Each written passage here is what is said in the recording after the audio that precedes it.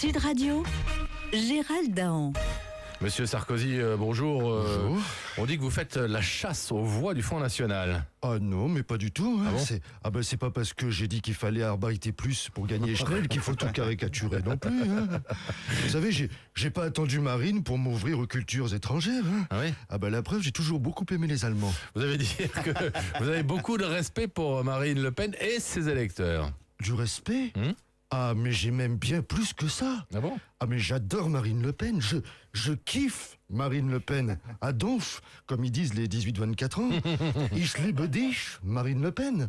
Ah, Marine Le Pen, Fräulein de mon cœur. Oberstrumpfführer de mes rêves. Et puis avec Marine, on a un point commun. Quand on entend le mot Hollande, on sort notre revolver. Selon notre sondage, 64% des électeurs de l'UMP sont favorables à une alliance avec le Front National. François Hollande, une réaction? Non, je ne suis pas d'accord. Ah bon? On change pas les règles du jeu. Hein. Le Front National, c'est des méchants. Alors, pas d'alliance avec l'UMP. C'est interdit par la loi. Et puis, pas 3 débats. Un seul. Ce coup-ci, c'est mon tour. C'est moi qui dois gagner. Déjà en 95, on s'est fait plier. En 2002, on s'est fait défoncer. En 2007, on a encore merdé. Alors, 2012, c'est moi le président. Comme en 81. Comme François Mitterrand. Comment ça, comme François Mitterrand en 81, c'était quand même une autre époque. Oui, mais moi je veux tout comme François Mitterrand. Je veux un nouveau Georges Marchais à 15%. Je veux une droite divisée, comme entre Giscard et Chirac, avec un Chirac qui appelle à voter à gauche. Et si c'était possible, le FN à 0,18 aux législatives. Oui, mais ça, c'est pas possible. Le monde a changé, monsieur Hollande. Ah bon? Bah oui. Bah moi je trouve pas. Mélenchon, c'est le nouveau Georges Marchais, et il a bien failli faire 15. Chirac appelle à voter pour moi, et le FN est toujours à 0,18. Non, à 18%. Hein? Le FN à 18%. Ah bon? Oui. Le zéro a disparu. Ah oui, bon, bah c'est pas une raison. C'est mon tour, et puis c'est tout. Aujourd'hui, c'est mercredi, le jour des sorties au cinéma. Nous recevons évidemment notre ami Dominique Besnéard. Ah là là là là là là.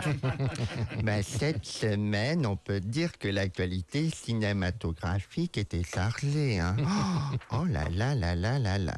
Dimanche soir, avec Hollande, Sarkozy et Le Pen, on a eu droit à Le Bon, la Brute et le Truand. Avec Mélenchon et son rêve de nous refaire l'Union soviétique à Paris, place Stalingrad, c'était Il était une fois dans l'Est. Avec Bayrou, il nous a fait un espèce de mélange entre Titanic et Abyss en 3D réunis. Et Vasoli, c'était le retour de la momie 2. Si, 2%. Poutou, c'était la soupe aux choux. Artaud dans Mon nom et personne. Dupont-Aignan dans Le Gros Con avec une chaussure noire. Et Jacques Cheminade 2012, l'Odyssée de l'espace. Nico Salagas, bonjour, vous venez nous présenter votre nouveau projet d'émission.